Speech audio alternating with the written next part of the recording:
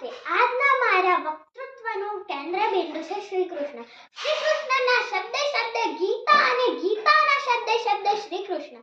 આકાશાત પતિતં તોયમ યથા ગચ્છતિ સાગરાત સર્વદેવ નમસ્કારમ કેશવમ પ્રતિ ગચ્છતિ. એટલે કે જેમ આકાશમાંથી વરસેલો વરસાદ નદી નાળા અને ઝરણા મારફતે સાગરમાં પહોંચે છે, તેમ સર્વ દેવી દેવતાઓને કરેલા નમસ્કાર કૃષ્ણમ વંદે જગતગુરુ તેવા શ્રી કૃષ્ણ ભગવાનને પહોંચે છે.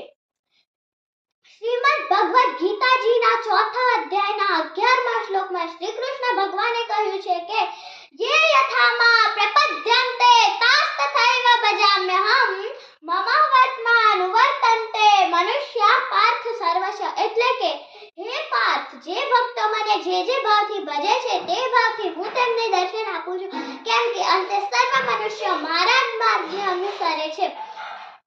શ્રી કૃષ્ણ ભગવાને કહ્યું છે કે ગીતા એ માત્ર ધર્મ ગ્રંથ નથી, પણ માનવ માત્રને અનંતકાળ સુધી જીવન જીવવાનો માર્ગદર્શન આપતો એક ધર્મ ગ્રંથ છે. કૃષ્ણસ્તુ ભગવાન સ્વયં. શ્રી કૃષ્ણ અને અર્જુનના સંવાદમાં ગીતાજીનો છેલ્લો શ્લોક એટલે કે 18મા અધ્યાયનો 78મો શ્લોક સંજય બોલે છે યત્ર યોગેશ્વર કૃષ્ણ યત્ર પાર્થો ધનુર્ધન તત્ર શ્રી વિજયો ભૂતિર ધ્રુવાનીતિર્મતિર્મમ.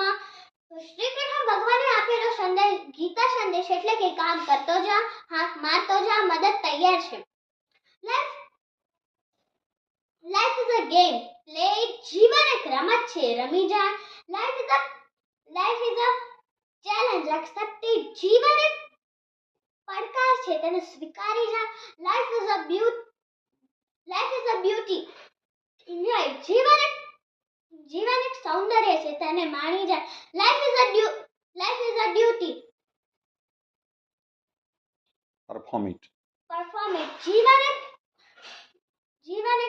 ફરજ છે, તેને બજાવી જાય. આ સાથે સૌને મારા પ્રણામ અને જય શ્રી કૃષ્ણ.